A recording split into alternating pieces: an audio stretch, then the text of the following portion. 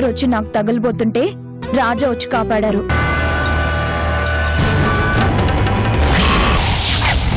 తనకిప్పుడు నాకంటే ఆ రాజాగాడి ఎక్కువైపోయాడు. వాడి ప్రేమలో పడింది. మీకు తలవంపులు తెచ్చే పనులు చేస్తానని మీరెలా అనుకున్నారు?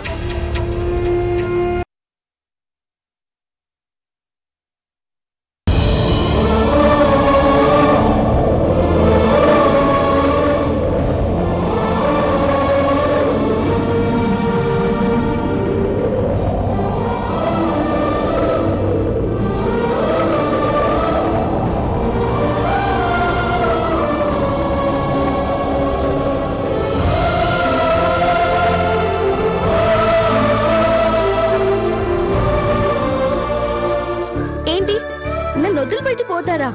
ఎక్కడి పోతారు? జన్మ జన్మలకి మిమ్మల్ని వదిలిపెట్టను.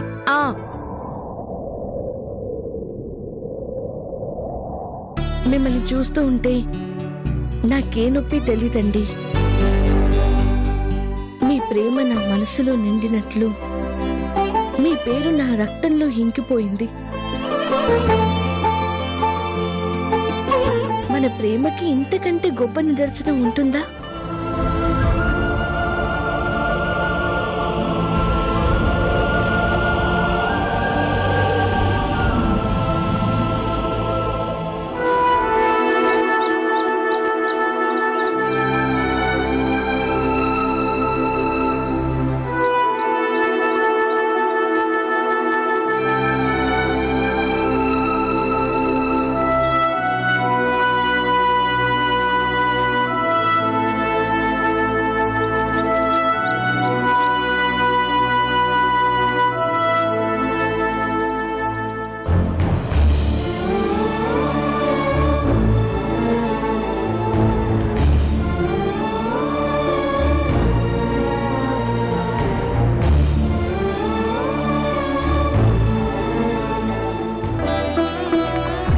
బాబు,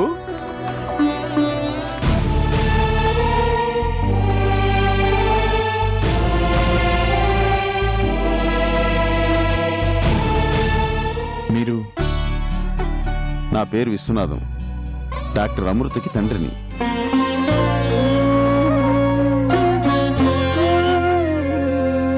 నేనెవరో మీకు తెలియకపోయినా మీరెవరో నాకు తెలుసు బాబు.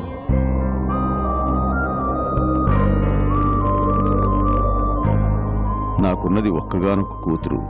నా కూతురంటే నాకు ప్రాణం బాబు. నా కూతుర్ని కాపాడి నాకు ప్రాణదానం చేశావు. నీ రుణం ఎలా తీర్చుకోను బాబు?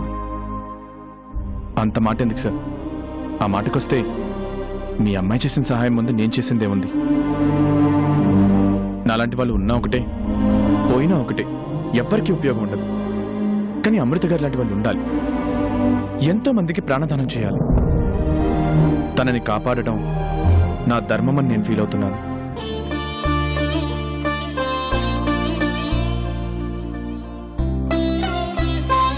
ఎక్కడి నుంచి వచ్చావో తెలియదు. ఆ దేవుడు నిన్ను ఇక్కడికే ఎందుకు పంపించాడో తెలియదు. ఈరోజు నా కూతురు ప్రాణాలు నిలబెట్టావు. మీలాంటి మంచి వ్యక్తి ఇలా ఒంటరిగా అనాథలా ఇక్కడే ఉండిపోవడం ఏం బాగోలేదు బాబు. మా ఇంటికి రా బాబు. ఇక్కడ ఉన్నంతకాలం మా ఇంట్లోనే ఉండు. అతిథిగా కాదు, ఒక ఆత్మీయుడిగా ఉండిపో బాబు. లేదండి, నేనెక్కడికి రాలేను. ఈ స్థలం విడిచి నేనెక్కడికి వెళ్ళలేను.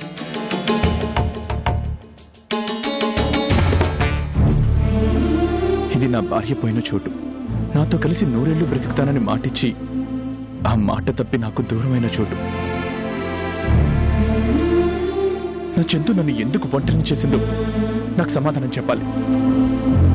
ఆ సమాధానం కోసం ఒక రోజు కాదు, ఒక సంవత్సరం కాదు, ఎంతకాలమైనా నేను ఇక్కడే ఉంటాను. ఇక్కడే తన కోసం ఎదురు చూస్తూ ఉంటాను. బాబు, ఇలా అంటున్నానని మరోలా అనుకోకు. తిరిగి రాని మనిషి కోసం ఎంతకాలం ఎదురు చూస్తావు? ప్రాణం లేని మనిషి నీకు ఏం సమాధానం చెప్తుంది? ఈ ఎదురుచూపులు ఎంతకాలం బాబు? లేదండి, నా భార్య ఎక్కడికి పోలేదు. అదిగో ఆ కనిపించే లోయలో నాకెప్పుడు కనిపిస్తానే ఉంటుంది. అక్కడి నుంచి రోజు నన్ను పిలుస్తూ ఉంటుంది. ఏదో ఒక రోజు నేను తప్పకుండా తన దగ్గరికి వెళ్తాను. నా భార్యను నేను చాలా ప్రేమించాను సార్. నా భార్య నా కోసం మృత్యుతోనే పోరాడి గెలిచింది. అన్ని సమస్యలు తీరిపోయి తనతో నేను ఆనందంగా గడపాలనుకునే సమయంలో ఇలాంటి ఎదురు దెబ్బ తగులుతుందనుకోలేదు. అందుకేనండి నేను ఇక్కడి నుంచి రాలేను. ఆ కనిపించే రాళ్లలో, చెట్లలో, పుట్లలో నా చందు నాకు కనిపిస్తుందండి. నేను ఇక్కడే ఉండాలి. ఇంత పెద్ద ప్రపంచంలో నాకు మనశ్శాంతినిచ్చేది ఈ ఒక్క చోటేనండి. ఇది నా దేవాలయం. నా జీవితాన్ని నేను ఇక్కడే గడపాలనుకుంటున్నాను. ప్లీజ్ సార్, నన్ను ఇక్కడే ఉండనివ్వండి. నీ ప్రేమ నాకు అర్థమైంది బాబు. భార్యని ఇంతగా ప్రేమించే మనిషిని నేను మొట్టమొదటిసారి చూస్తున్నాను. పోయిన నీ భార్యను తెచ్చివ్వగల శక్తి నాకు ఎటూ లేదు. నా శక్తి మేరకు నీ భార్యని నువ్వు ఇక్కడే ఉండి చూసుకునేలా ఓ ఏర్పాటు చేస్తాను. కాదనకు బాబు.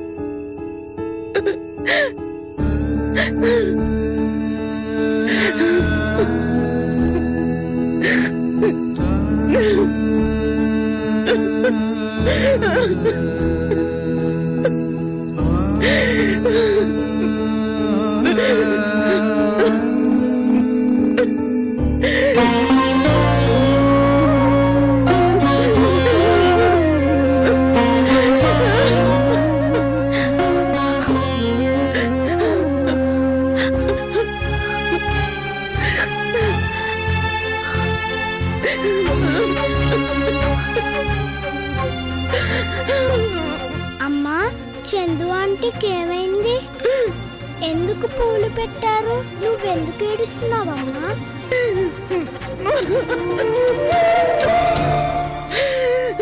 చందు ఆంటీ ఇప్పుడు దేవతగా మారిపోయిందమ్మా. మనందరినీ కాదని ఆ దేవుడి దగ్గరికి వెళ్ళిపోయింది. మళ్ళీ రాదా అమ్మా? రాదమ్మా, మళ్ళీ తిరిగి రాదు. తిరిగి రాని లోకాలకి వెళ్ళిపోయింది.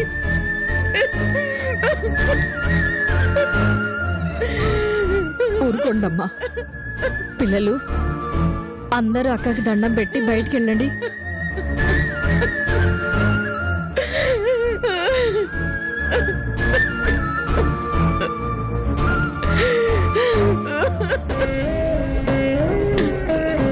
చూడు భానుమతి, తన భర్త బాగుండాలి అని, తను సుమంగళిగా ఉండాలి అని మంగళ గౌరి వ్రతం చేసుకుంటాను అంది. కానీ వ్రతం పూర్తి చేయకుండానే సుమంగళిగానే వెళ్ళిపోయింది. ఇంత ఘోరం జరుగుతుందని అస్సలు అనుకోలేదమ్మా.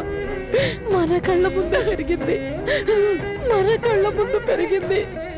ఈ పిల్లలతో కలిసి పసి పిల్లలా ఆడుకుంది. కానీ ఇంతలోనే ఎంత ఘోరం జరిగిపోయిందమ్మా. అసలు తప్పంతా నాది భానుమతి. అనవసరంగా భార్గవికి భయపడి వాళ్ళకి దూరంగా పంపించాలనుకున్నాను.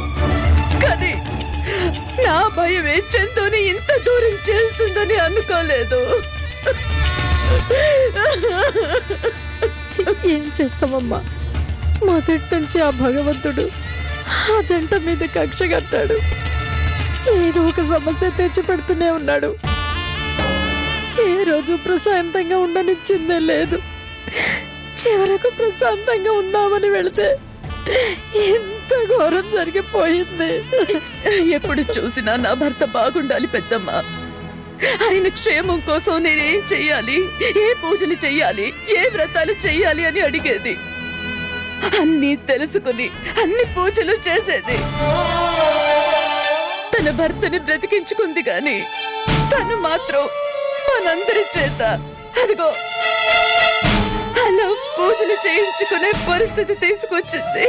ఏం చేస్తామమ్మా, మనకి తనకి ఉన్న రుణం ఇంతే అనుకుని సరిపెట్టుకోవాలి. రుణాలు తీర్చుకుని వెళ్లాల్సిన వయసు చెందది కాదు నాది. అన్ని రుణాలు బంధాలు తెంపుకుని వెళ్లాల్సిన నాలాంటి వాళ్ళు చిరంజీవులుగా మిగిలిపోయాం. బంగారు భవిష్యత్తు ఉన్న ఈ చందు బ్రతుకుని చాలించుకుని వెళ్లిపోయింది. దేవుడు మరీ ఇంత దుర్మార్గుడేంటి భానుమతి? ఈ విషాదాన్ని రాజా ఎలా తట్టుకుంటాడో, ఏమైపోతాడో తెలియడం లేదు.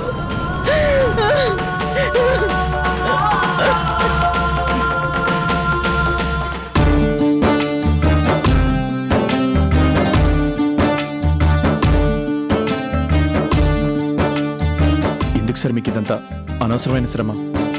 అదేంటి బాబు అలా అంటావు? నీ బాధని దుఃఖాన్ని నేను అర్థం చేసుకున్నాను. కానీ నీ కన్నీళ్ళని నీ బాధని తుడిచేయగల శక్తి నాకు లేదు. కనీసం నువ్వు ఉండడానికి ఇంత నీడనైనా ఇవ్వగలిగితే అంతే చాలు.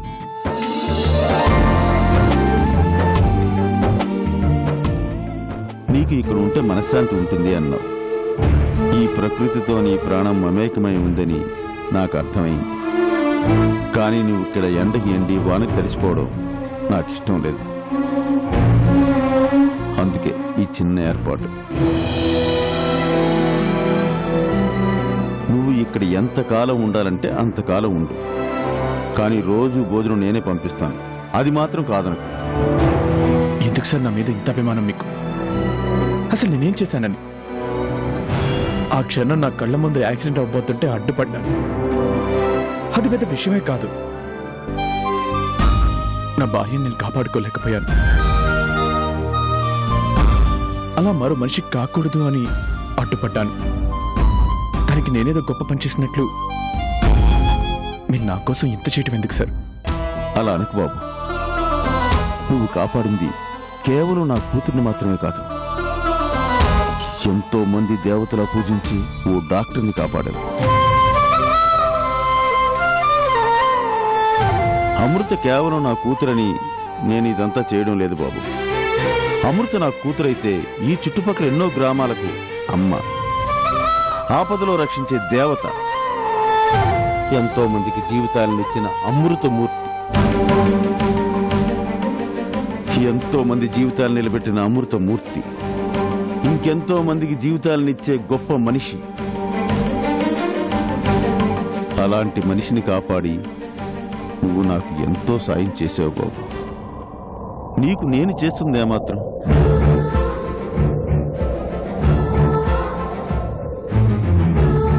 నీకు తెలియదు బాబు. నా కూతురు అమృత లేకపోతే ఈ చుట్టుపక్కల ఎన్నో గ్రామాల ప్రజలు అనాథలైపోయేవారు. నా భార్యకి సరైన వైద్యం అందించలేకపోయాను. చిన్నతనంలోని వాళ్ళమ్మ చనిపోవటం అమృత జీవితంలో తీరని వెలితిగా మిగిలిపోయింది. తన తల్లికి జరిగిన అన్యాయం మరే తల్లికి జరగకూడదని నా కూతురు డాక్టర్ చదివింది. ఎంతో మందికి అమ్మగా మారింది. తనకెన్నో అవకాశాలు వచ్చాయి. విదేశాలకు వెళ్లే అవకాశాలు వెంట పడ్డాయి.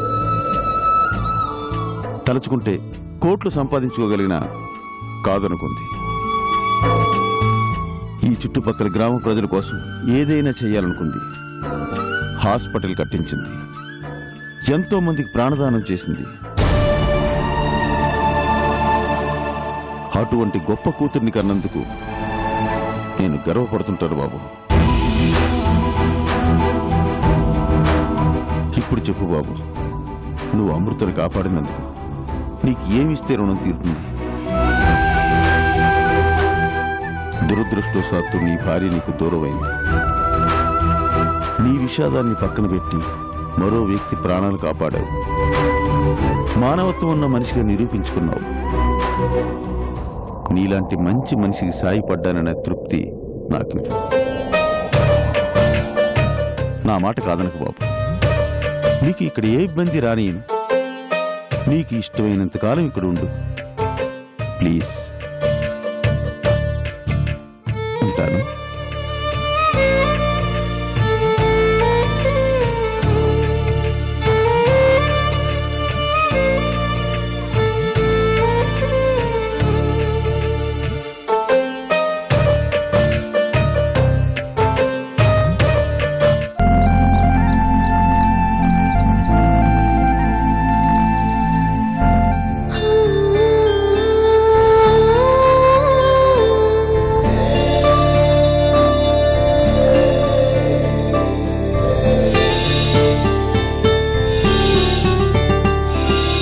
ఇష్టపడి పెళ్లి చేసుకుంటారు.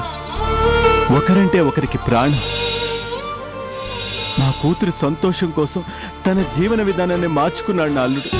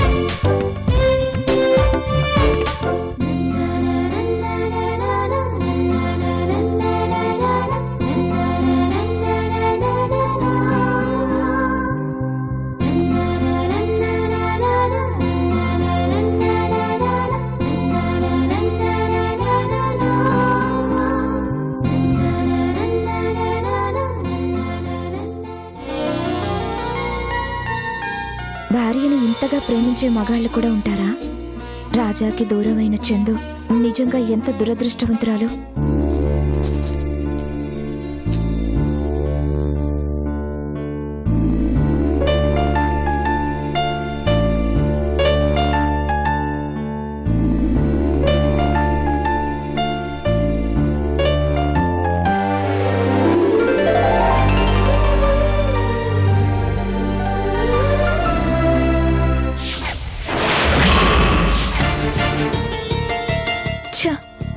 ఎంత సంస్కారం లేని మనిషి.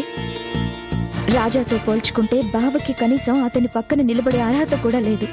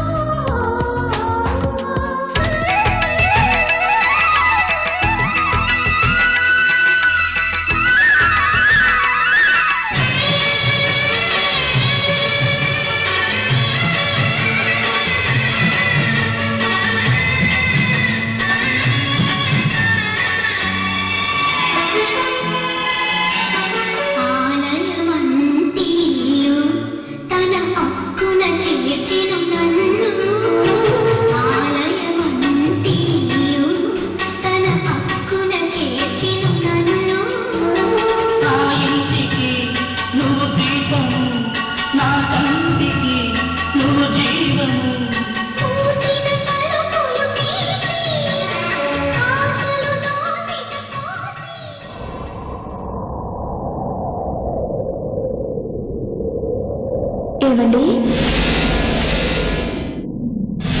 ఏమండి ఏమండి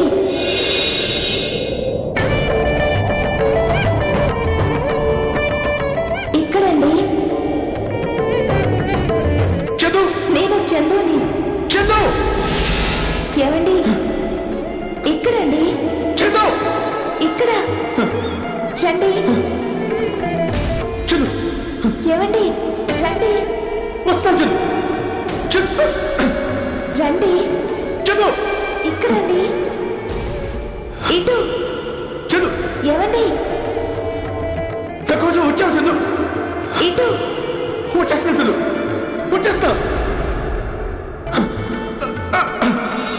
చందు, రండి వచ్చేస్తాను చందు. ఇక్కడ అక్కడ చందు. రాజా గారు, రాజా గారు ఎక్కడికి వెళ్ళుంటారు? రాజా గారు,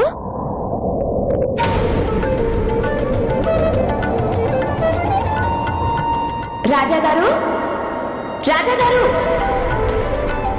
చందు ఇక్కడ చందు, వచ్చేస్తున్నాను చందు, రాజా గారు ఆగండి. వచ్చేస్తున్నాను రాజా గారు అటు వెళ్ళకండి. చందు. హావు చందు. రాజా గారు మిమ్మల్ని. చందు రాజా గారు ఆగండి.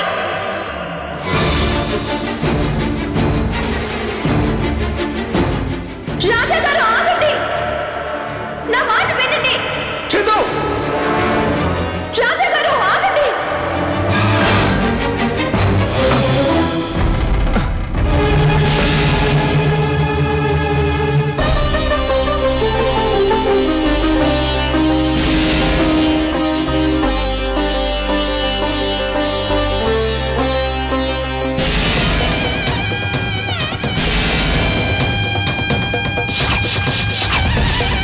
చందు